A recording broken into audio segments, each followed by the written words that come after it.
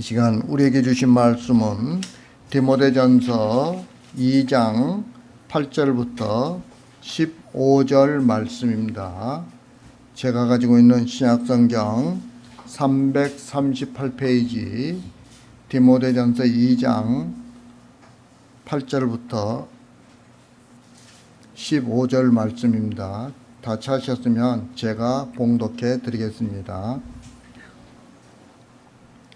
그러므로 각처에서 남자들이 분노와 다툼이 없이 거룩한 손을 들어 기도하기를 원하노라. 또 이와 같이 여자들도 단정하게 옷을 입으며 소박함과 정절로서 자기를 단장하고 따은 머리와 금이나 진주나 값진 옷으로 하지 말고 오직 선행으로 하기를 원하노라. 이것이 하나님을 경외한다 하는 자들에게 마땅한 것이니라. 여자는 일체 순종함으로 조용히 배우라. 여자가 가르치는 것과 남자를 주관하는 것을 허락하지 아니하노니 오직 조용할지니라. 이는 아담이 먼저 지음을 받고 하하가 그 후며 아담이 속은 것이 아니고 여자가 속아 죄에 빠졌음이라. 그러나 여자들이 만일 정숙함으로써 믿음과 사랑과 거룩함에 거하면 그 해산함으로 구원을 얻으리라. 아멘. 이 시간은 조현청 목사님 나오셔서 절제하고 질서 있게라는 제목으로 저희들에게 귀한 말씀 전해드리겠습니다. 많은 은혜 받으시기 바랍니다.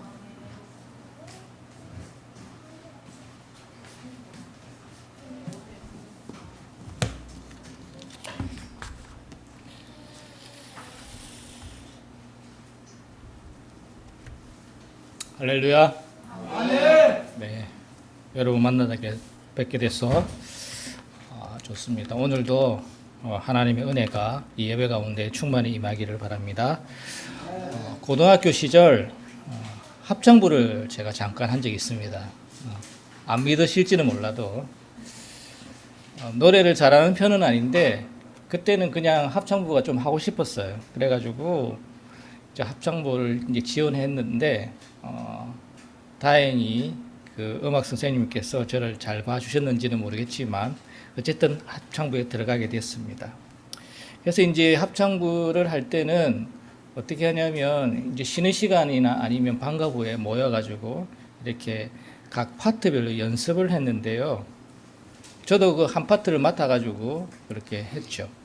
저는 이제 그때 당시에 이제 테너 1이 있고 테너 2가 있어요. 그래서 그때는 테너 2를 했거든요. 물론 안 믿으실지는 모르겠지만 제 아내는 안 믿어요. 근데 어쨌든 하긴 했었습니다. 근데 이제 각 파트별로 이렇게 연습을 하거든요. 그래서 뭐 베이스는 베이스, 바리톤은 바리톤, 뭐 이렇게 테너는 테너 이렇게 이제 연습을 쭉 하는데요. 이렇게 파트별로 연습을 하고 또 그렇게 선생님으로부터 지도를 받고 난 뒤에 이제 전체적으로 다 모여가지고 또 맞춰보는 그런 시간을 가졌습니다. 그래서 이제 음악 선생님이 각 파트별로 부족한 부분을 이제 체크를 해주시죠. 체크를 해주시고 전체적으로 이렇게 조율을 해주셨어요. 그렇게 하면서 이제 일정 수준에 오를 때까지 계속해서 이제 반복 연습을 하는 거죠. 계속 반복 연습을 하는 겁니다. 그 어떤 한 곡을 갖고 그때 당시에는 이제 보리밭이라는 가곡을 갖고 연습을 했는데요. 그래서 계속 연습을 하고 이제 화음을 맞추다 보니까 어느 정도 이제 일정 기간이 지나고 일정 수준이 되니까 그럴듯한 합창 노래가 되었습니다. 이렇듯이 이제 합창은요, 각자의 파트에서 제 역할을 다 하고 또 전체적으로 조율을 하고 화음을 맞추어 갈 때 이 합창 노래가 완성이 되고 매력을 발산하게 되는 거죠. 제가 생각해 봤는데 사실 사람 사는 것도 좀 합창과 비슷한 게 아닌가 그런 생각이 듭니다. 왜냐하면 각자의 영역에서 자기 역할을 하고 서로 조율하고 이렇게 조화를 이루어 나가면 그 사이는 뭔가 안정돼 보이는데요. 만약에 그렇지 않으면 그 사이는 이제 불안정해 보일 수밖에 없습니다. 오늘 본문을 보게 되면 당시 에베소 교회는 항구를 품은 도시였습니다. 사람들이 많이 오고 가는 그런 도시였고 거기에다가 아데미 여신전이 있는 큰 도시였습니다. 헬라 문학과 그리고 유대 율법이 혼재되어 있는 이 두 가지가 결합된 그리고 결합되어서 초기 영지주의가 생겨나고 있는 막 그런 시점이었습니다. 이런 도시적 영향으로 에베소 교회는 다른 교훈을 가르치며 신화와 끝없는 족보에 몰두를 했습니다. 이런 교회를 향해 사도 바울은 성경으로 충분하다. 성경에 집중해라. 그리고 서로 사랑 안에서 하나님께 영광을 드러내라. 이렇게 1장에서 권면을 하였습니다.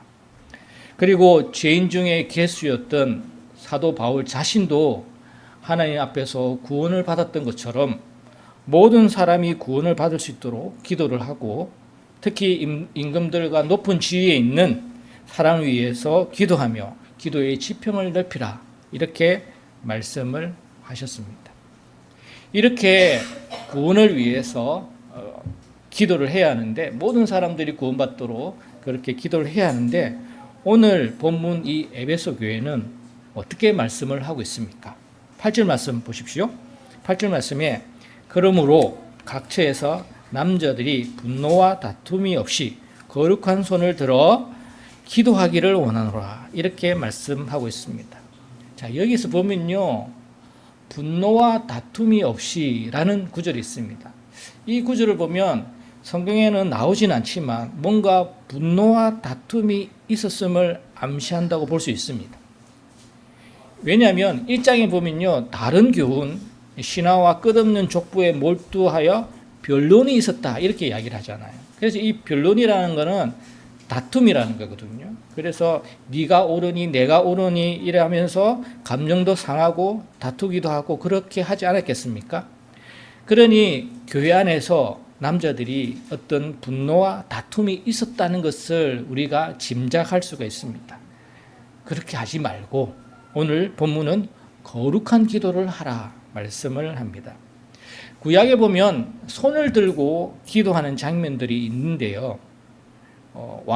열왕기상 8장 54절에 보면 솔로몬이 무릎을 꿇고 손을 펴서 하늘을 향하여 이 기도와 간구로라는 그런 모습이 있습니다. 시편 141편 2절에도 보면 나의 기도가 주의 앞에 분향함과 같이 되며 나의 손 드는 것이 저녁 제사 같이 되게 하소서. 이런 구약적 배경이 있기 때문에 이제 그때 당시에는 손을 들어서 이렇게 기도를 했다는 거죠.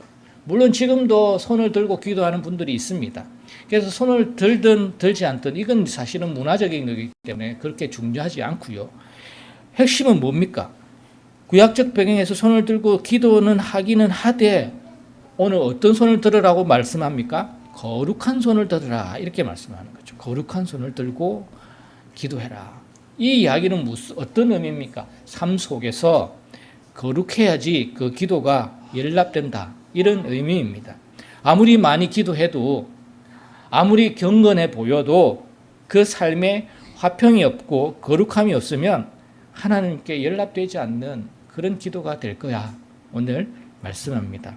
이사야서 1장 15절에 너희가 손을 펼 때에 내가 내 눈을 너희에게서 가리고 너희가 많이 기도할지라도 내가 듣지 아니하리니 이는 너희의 손에 피가 가득함이라. 이렇게 말씀을 합니다. 그러니 우리가 아무리 거룩하게 보이고 경건해 보이고 손을 들고 기도해도 그 손에 하나님의 거룩함이 없으면 그 경건함이 없으면 그 기도는 하나님 앞에 연락되지 않는다. 오늘 말씀합니다. 사도 바울은 에베소 교회 남자들에게 이렇게 권면한 후에 이제 여자들에게도 권면을 하는데요. 오늘 9절에서 15절까지 말씀이 여자들을 향해서 하는 권면 말씀입니다. 남자들 권면에 비해서 분량이 많습니다. 그죠? 남자들은 뭐 딱 이 정도만 하는데 여자들은 굉장히 길게 하는 겁니다. 그 다음에 이 구절들은요, 좀 이슈가 있는 난해한 구절들이 있습니다. 그래서 보통 이 구절은 잘 설명하기도 힘들 뿐더러 또 이렇게 설교 시간에 잘 이야기를 안 하죠. 왜냐하면 이슈가 있고 또 여러 가지로 이렇게 해석하는 분들도 있고 또 발끈하는 여성분들도 있고 막 이러니까 그렇습니다. 그럼에도 불구하고 저는 오늘 여러분들에게 이 말씀을 전해드리려고 합니다. 9절 말씀 보십시오. 또 이와 같이 여자들도 단정하게 옷을 입으며 소복함과 정절로서 자기를 단장하고 따은 머리와 금이나 진주나 값진 옷으로 하지 말고 이렇게 말씀합니다. 여기서 이 단정하게라는 이 단어는요, 헬라어로는 코스미오스, 이렇게 코스모스 여러분 들어보셨죠?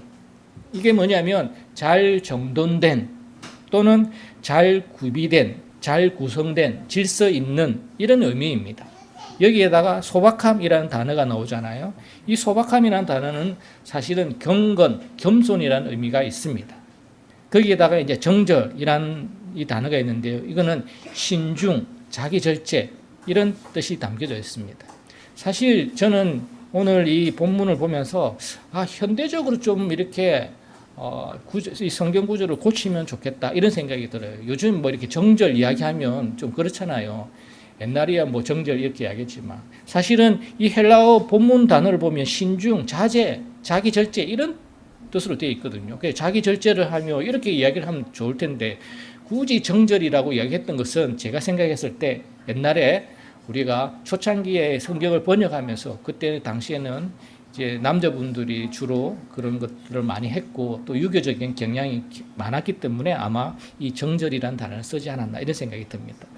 어쨌든 이런 모습과 함께 또 보면요, 오늘 본문 보면 따은 머리가 나오죠. 그 다음에 금이라는 단어가 나오고 진주라는 단어가 나오고 값진 옷이라는 단어가 나옵니다.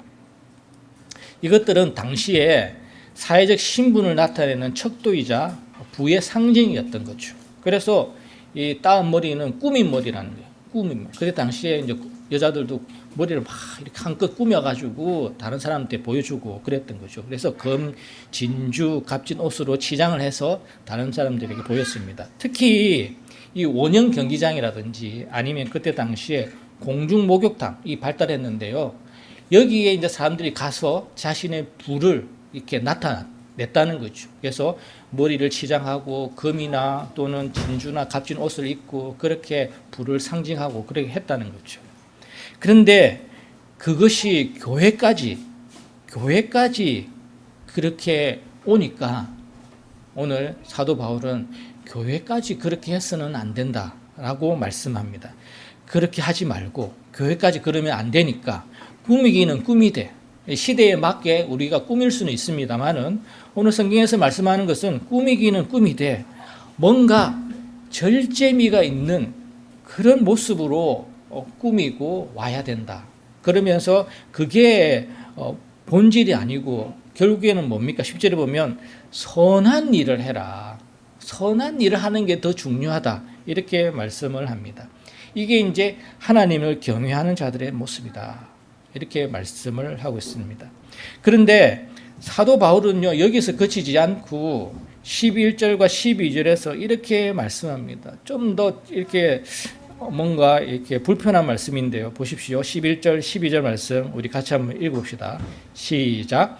여자는 일체 순종함으로 조용히 배우라. 여자가 가르치는 것과 남자를 주관하는 것을 허락하지 아니하노니 오직 조용할지니라. 예, 남자들만 아멘 하시는군요. 이거는요, 여자분이든 남자분이든 아멘을 하시면 돼요. 이제 들어보시면 다 아멘을 하시게 될 텐데요. 이 에베소 교회는 다른 교훈을 가르치는 그런 사람들이 있었습니다. 그 교훈을 그리고 퍼뜨리는 사람들도 있었죠. 초기 영지주의는요, 육체가 악하기 때문에 결혼도 하지 말고 어떤 특징 음식물도 먹지 말라고 그렇게 디모데전서 4장에서 말씀하고 있습니다. 그뿐만 아니라 일부 젊은 가부들이 집집마다 다니며 쓸데없는 말을 하고 또 해서는 안 된 말을 했다고 5장에서 그렇게 말씀하고 있어요. 이제 이게 에베소 교회의 상황이었던 거죠. 거기에다가 이 에베소의 사회적 문화적 배경도 일부 영향을 미치지 않았을까 이런 생각도 듭니다. 왜냐하면 이 당시 아데미 여신전이 있었고요. 거기에는 이제 여성 제사장들이 있었고요. 그리고 그래서 이제 종교적으로 영향들도 미치고 있었고 다른 도시에 비해서 여성 활동도 더 많았다고 그렇게 이야기를 하고 있습니다. 이런 상황 속에서 여자는 순종하고 배우기만 하고 가르치는 것도 안 되고 남자를 주관하는 것도 안 되고 당시 이 로마 제국이 가부장적인 그런 사회였잖아요. 가부장적인 남성 중심 사회였습니다. 가르치는 일은 남성이 하였고요. 그리고 철학이라든지 수사학은 거의 남자가 다 하고 있었던 거죠. 그뿐만 아니라 회당에서 랍비도 남성이었습니다. 그래서 이런 사회 문화적 배경 때문에 이런 말씀을 하는 걸까? 이렇게 생각이 들 수 있습니다. 그런데 그게 아니라는 것을 우리가 알 수 있는데요. 13절, 14절 말씀 보겠습니다. 13절, 14절 말씀 우리 같이 한번 읽어봅시다. 시작. 이는 아담이 먼저 지음을 받고 하와가 그 후며 아담이 속은 것이 아니고 여자가 속아 죄에 빠졌습니다. 아멘. 자, 이 구절은요, 누구 탓을 하는 구절이 아니에요. 그리고 누가 더 우월하다고 하는 그런 구절도 아닙니다. 이 구절은요, 이제 영어로 이야기하면 헤드십, 한글로 이야기하면 머리됨이죠. 이 헤드십, 머리됨을 말씀하는 구절입니다. 그래서 고린도전서 11장 3절에 보면 그러나 나는 너희가 알기를 원하노니 각 남자의 머리는 그리스도요 여자의 머리는 남자요 그리스도의 머리는 하나님이시라 이렇게 말씀합니다. 하나님은 인류의 대표 선수로 아담을 창조하셨어요. 그래서 하나님은 그에게 에덴 동산을 경작하고 지키게 하시죠. 그 다음에 동산의 각종 열매는 먹을 수 있으나 선악과는 먹지 말라고 명령을 내리시는 장면이 있습니다. 그리고 각종 들짐승과 새에 대해서 이름을 지을 수 있게 하셨습니다. 이제 하나님은 이 아담이 혼자 있는 것이 그러니까 하와를 창조를 하시죠. 그래서 돕는 배필로 창조를 하십니다. 아담은 그녀를 향해서 내 뼈 중에 뼈요 살 중에 살이라 최고의 찬사를 하며 여자로 이렇게 여자다 이렇게 부르는 장면이 창세기 2장에 나옵니다. 자, 이렇듯 하나님은요 아담에게 대표성과 책임을 먼저 맡기셨어요. 너는 인류의 대표로서 내가 먼저 창조했어. 그리고 이제 책임을 딱 주잖아요. 그래서 에덴 동산 경작하고 지키라 이렇게 책임을 주고 각종 열매는 먹을 수 있지만 선악과는 먹으면 안 돼 이렇게 명령의 말씀도 주시고 그리고 뭐 이름을 지을 수 있는 그런 일도 하게 하시죠. 이렇게 하나님은 아담에게 대표성과 책임을 먼저 맡기셨습니다. 자, 이게 하나님의 질서라는 거예요. 하나님의 질서. 그런데 보세요. 뱀은요, 이 하나님의 질서를 깨뜨리기 위해서 누구에게 접근합니까? 아담에게 접근하지 않습니다. 하와에게 접근합니다. 이 하와에게 접근해서 먹어도 된다라고 이야기를 하잖아요. 먹으면 안 죽어 괜찮다 이렇게 이야기를 하잖아요. 근데요, 중요한 건 뭡니까? 이 하와가 그런 유혹을 받았을 때에 어떻게 하는 것이 성경적이냐면 이 주도권, 대표성이 아담에게 있기에 자기가 아담에게 그 이야기를 들었을지라도 하나님의 이야기를 들었을지라도 다시 한 번 더 아담에게 물어봐야 되겠죠. 이거 먹어도 될까? 이렇게 뱀이 와서 이렇게 이야기를 하는데 이거 먹어도 되는 거야? 이렇게 해야 되는데 하와는 아담에게 확인해 보지 않고 자기가 주도적으로 선악과를 먹습니다. 그런 뒤에 아담에게도 먹어보라고 이야기를 하는 거죠. 그리고 나서 아담은 어떻게 합니까? 그 열매를 이제 자기 아내가 주니까 확인해 보지도 않고 그냥 먹는 거예요. 이게 이제 창세기 3장에 나오는 내용인데요. 이 사건은요, 하나님의 창조 질서를 깨뜨린 사건입니다. 각자의 역할이 뒤바뀌고 주도권이 뒤바뀐 사건이죠. 그래서 결국 그 죄의 책임을 하나님께서 물으시잖아요. 그러면서 3장에서 누구를 제일 먼저 부릅니까? 그 선악과를 먹은 하와를 먼저 부릅니까? 아니죠. 아담을 먼저 부르세요. 아담아, 네가 어디에 있느냐? 이렇게 부르시잖아요. 선악과는 하와가 먹었는데 부르기는 누구를 부릅니까? 아담을 부릅니다. 왜 아담을 부릅니까? 하나님께서 아담에게 대표성과 책임을 맡기셨기 때문에 그래요. 그 죄의 책임을 아담에게 묻고 있습니다. 그러면서 로마서 5장에 보면요, 하와가 먼저 속았지만 그 죄의 책임이 아담에게 있음을 밝히는데요. 로마서 5장 12절 말씀이 이렇게 말씀합니다. 로마서 5장 12절 말씀 우리 같이 한번 찾아봅시다. 로마서 5장 12절 말씀. 이 말씀은 같이 찾았으면 좋겠어요. 좀 중요하니까. 로마서 5장 12절 말씀. 로마서 5장 12절 말씀 같이 한번 읽어봅시다. 시작. 그러므로 한 사람으로 말미암아 죄가 세상에 들어오고 죄로 말미암아 사망이 들어왔나니. 아멘. 여러분, 여기서 이 한 사람은요, 하와를 말하는 게 아닙니다. 여기서 한 사람은 아담을 의미하는 거예요. 그래서 5장에서 계속 하는 이야기는 아담 이야기입니다. 아담 이야기. 그리고 예수 그리스도 이야기인데요. 여기서 이 죄에 대한 책임을 누구에게 묻고 있습니까? 아담에게 묻고 있잖아요. 그 말인 즉슨 뭐냐면 이 아담에게 하나님께서 대표성을 부여하고 그 책임을 부여해 주셨다는 것을 알 수 있겠습니다. 하나님의 창조 질서 측면에서 각자의 역할이 있고 주도권이 있다는 거죠. 그걸 무시하면 안 된다. 이런 의미에서 11절과 12절 말씀을 오늘 그렇게 봐야 하는 겁니다. 당시 에베소 문화가 그래서 그런 것도 아니고요. 당시 사회가 여성 교육을 시키지 않았어도 아니고요. 남자가 더 똑똑하고 영적인 것도 그래서도 아니고요. 여자가 능력이 부족했어도 이런 말씀을 하는 게 아니라는 것을 우리가 알아야 합니다. 단지 창조 질서가 그러하기 때문에 하나님께서 그 대표성을 그렇게 부여하셨기 때문에 저는 생각해 봤어요. 만약에 하나님께서 아담을 먼저 창조하시지 않고 하와를 먼저 창조하셨으면 이 하와에게 하나님께서 대표성을 먼저 부여하셨을까? 생각을 해봤죠. 아마도 부여하셨을 것 같아요. 왜냐하면 하나님은 그렇게 대표성을 먼저 부여하시고 질서를 만드시기 위해서 하셨던 거죠. 그래서 우리가 보면요, 남자와 여자는 다 하나님의 형상으로 만들어졌다고 이야기를 하잖아요. 그렇기 때문에 누가 더 우열하고 누가 더 열등하고 이런 개념이 아니에요. 남자는 똑같이 여자도 똑같이 다 하나님의 형상으로 받았기 때문에 누가 더 우열하고 뭐 열등하고 이런 게 아니라 똑같다는 겁니다. 근데 이제 우리가 역사를 쭉 보면요, 이 남자가 힘이 세고 그 당시에는 그치? 힘으로 모든 것들을 지배하는 사회였기 때문에 남성 중심으로 남성 우위로 갔던 거죠. 근데 성경은 그렇게 말씀하고 있지 않습니다. 우리가 옛날 원시 시대부터 시작해가지고 성경을 알았더라면, 그리고 성경 말씀대로 살았더라면 그런 남성 우위 시대는 없었겠죠. 그냥 평등한 시대 이렇게 살았을 것입니다.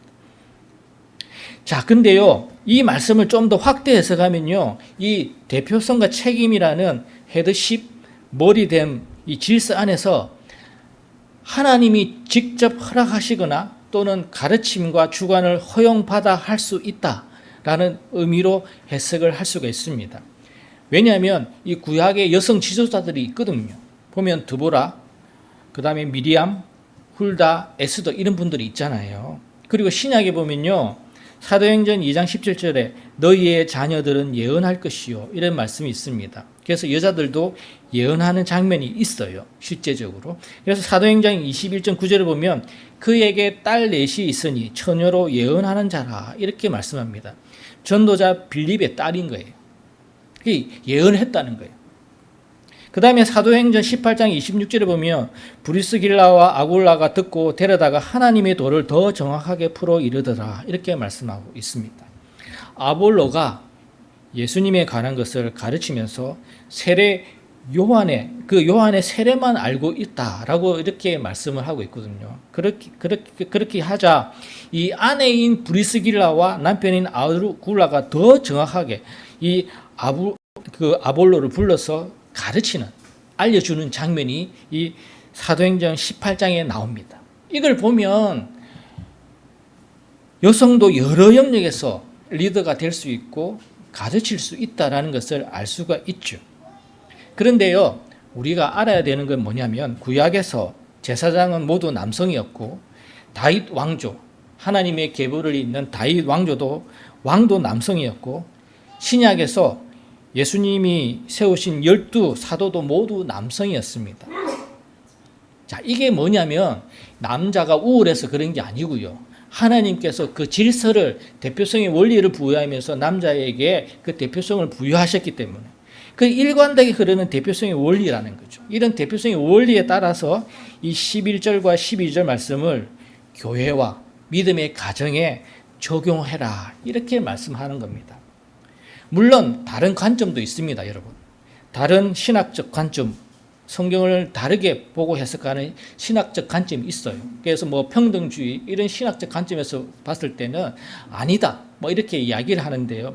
근데 이제 이거는 주류적인 관점이 아니고요. 이제 조금 소수의 관점이죠.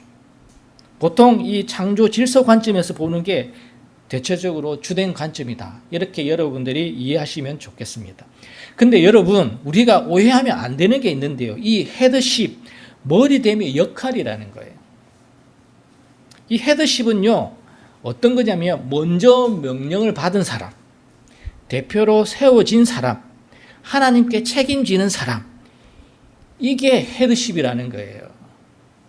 그 대표적인 분이 누구입니까? 예수님이세요. 예수 그리스도. 우리가 믿고 있는 예수님, 그리스도, 그분이잖아요. 그분이 우리를 위해 죽으셨습니다. 자신을 희생하셨습니다. 교회를 거룩하게 하시고 끝까지 책임지셨잖아요. 그렇기 때문에 이 헤드십, 머리됨은 지배가 아니라 희생이라는 거예요. 특권보다는 책임이라는 거죠. 명령보다는 섬김이라는 겁니다. 그래서 이 헤드십은요, 권리를 더 많이 갖는 게 아니라 하나님 앞에서 더 무거운 책임을 지는 것, 머리됨이 그런 역할을 하는 거라고 오늘 말씀합니다. 그래서 참고로 우리 에베소 5장에 보면요, 아내와 남편의 그 역할이 나오잖아요. 에베소 5장 보세요. 그러면 거기에 보면요, 뭐 이렇게 이야기하잖아요.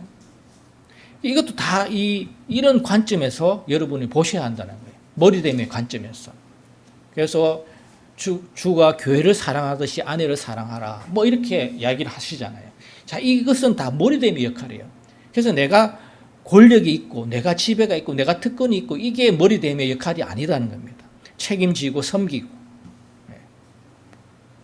그런 의미라는 겁니다. 사도 바울은요, 이런 창조 질서 속에서 여자들에게 이렇게 말씀하죠. 오늘 15절 말씀 보십시오. 15절 말씀, 자, 같이 한번 읽습니다. 시작. 그러나 여자들이 만일 정숙함으로써 믿음과 사랑과 거룩함에 거하면 그의 해삼으로 구원을 얻으리라. 아멘. 이 15절 구절이 제일 어렵고 제일 난해한 구절이라고 이야기를 합니다. 그래서 성경학자들이 수없이 해석을 해요. 이렇게도 해석하고 저렇게도 해석하고. 그래서 저도 여러 권을 봤는데 뭐 딱히 이렇다라고 이야기를 하고 있지 않습니다. 그냥 이런 해석도 있고 저런 해석도 있고 막 이렇게 이야기를 해요. 그러면서 제가 결론을 내렸습니다. 제가 그걸 보면서 저도 이렇게 결론을 내려야 되잖아요. 그래서 이렇게 해석하는 게 맞겠다 싶어요. 자, 일단은 뭐냐면 믿음으로 구원받는다는 전제하에서 이 본문을 봐야 되는 거죠. 그러면서 여자들은 자기 절제 속에서 믿음과 사랑과 거룩함을 유지하며 가정과 생명을 돌보는 역할을 잘 감당해라, 이렇게 해석을 할 수가 있습니다. 그런데 또 다른 해석이 있어요. 또 다른 해석. 첫 번째 해석은 주로 이제 복음주의적인 해석이고요. 두 번째 해석은요, 좀 개혁주의적인 해석인데요. 또 다른 해석은 뭐냐면 그 해산함으로 구원을 얻으리라, 이 말씀이 있잖아요. 그 해산함으로 구원을 얻으리라. 이 말씀은 뭐냐면 여자의 후손을 통해서 구원을 받게 된다. 예수 그리스도를 믿음으로 그 구원이 이루어졌기 때문에 자기 절제 속에서 믿음과 사랑과 거룩함으로 복음을 전하며 믿음의 공동체를 만들어가라, 이렇게 이제 해석을 할 수가 있습니다. 조금 비슷하긴 하지만 그래도 다른 거죠. 그래서 제가 종합적으로 이 복음주의적 해석과 이 개혁주의적 해석을 이 종합적으로 이렇게 이렇게 해석을 해보니까 이 여자의 후손을 통한 구원, 예수 그리스도를 믿음으로 그 구원이 이루어졌기 때문에 자기 절제 속에서 믿음과 사랑과 거룩함을 유지하며 가정과 생명을 돌보는 역할을 잘 감당해라. 이렇게 해석을 했습니다. 그래서 여러분들이 더 궁금하시면 책을 보시면 돼요. 여러 권의 아주 난해한 책, 이 성경 구절도 난해하지만요, 성경 주석도 난해해요. 보면서 무슨 말을 하는지를 알 수가 없어요. 뭐 헬라어, 뭐 이렇게 문법적인 거하고 막 동원해 하는데요. 근데 제가 이제 여러분들에게 말씀을 전해드려야 되니까 이렇게 좀 쉽게 말씀을 드리는 것이지만, 어쨌든 여러분들이 더 궁금하시면 또 다른 내용을 찾아보시면 되는데, 근데 대신에 여러분 인터넷을 뒤져가지고 그렇게 찾아보시지는 말았으면 좋겠어요. 왜냐하면 그 인터넷은요, 검증되지 않았기 때문에 그렇습니다. 그리고 여러분들이 그 정도로 검증할 어느 정도의 어떤 위치까지 오르시면 인터넷을 보셔도 돼요. 그런데 그런 어느 정도의 위치까지 안 된 상태에서 인터넷에서 막 찾아가 하면요, 이 말도 맞는 것 같고 저 말도 맞는 것 같고 막 그래가지고 더 오히려 복잡해지고 혼란스러워질 수가 있습니다. 그래서 저는 뭔가 궁금한 게 있으면 인터넷 찾아서 참고는 하시되, 결국에는 교회의 지도자인 목사님이나 또 이렇게 교회에서 뭔가를 잘 가르치시는 분한테 궁금한 걸 여쭈어보시고 그렇게 도움을 받는 게 현명하고 지혜롭다. 이렇게 말씀을 드립니다. 자, 그러면요, 이제 결론적으로 여러분, 당시 에베소 교회를 향한 메시지가 오늘 우리에게 주는 교훈은 무엇인가? 이거죠. 사실은 이겁니다. 첫 번째는 분노와 다툼이 아닌 거룩함과 화평의 기도입니다. 아무리 경건해 보일지라도 삶 속에서 거룩함이 없는, 화평이 없는 기도는요, 하나님께 연락될 수 없다는 거죠. 그러니까 거룩함과 화평의 기도를 회복하라 말씀을 하십니다. 두 번째는요, 화려함과 사치 대신에 겸손함과 절제미를 갖추고 선한 일을 하는 것, 이게 하나님을 경외하는 사람들의 모습이다 말씀하고 있습니다. 자, 세 번째, 하나님이 만드신 질서 속에서 각자의 역할을 잘 감당해라 말씀합니다. 우리를 위해서 자신을 희생하시고 교회를 거룩하게 하시고 끝까지 책임지신 교회의 머리 대신 예수님을 잘 믿으며 교회에서 또 믿음의 가정에서 각자의 역할을 잘 감당하여 조화를 이루어야 합니다. 사실 세 번째가 제일 중요한 것 같아요, 오늘 본문에서. 그리고 거저 선물로 받은 구원에 감사하며 자기 절제와 믿음과 사랑과 거룩함으로 복음을 전하며 믿음의 공동체를 잘 세워 나가야 하는 것. 이게 오늘 우리에게 주시는 교훈입니다. 여러분, 이렇게 거룩함과 화평의 기도로 또 겸손과 절제로 하나님의 질서 속에서 각자의 역할을 잘 감당한다면 아름다운 교회 공동체를 만들어 가게 될 것이고요, 아름다운 믿음의 가정을 잘 만들어 가게 될 것입니다. 여러분들이 그런 은혜와 축복 가운데 있기를 바랍니다. 기도하겠습니다. 하나님 아버지, 감사합니다. 오늘도 저에게 말씀해 주시니 감사합니다. 이 말씀을 통해서 하나님께서 우리에게 주신 그 역할들을 잘 감당할 수 있도록 도와주시고, 그렇게 거룩함과 화평의 기도로 또 겸손과 절제를 하면서 선한 일을 할 수 있도록, 그리고 하나님께서 우리에게 주신 질서 속에서 각자의 역할을 잘 감당해서 하나님께 영광 올려드리는 복된 우리 모두가 되게 하여 주옵소서. 감사하며 예수님의 이름으로 기도합니다. 아멘.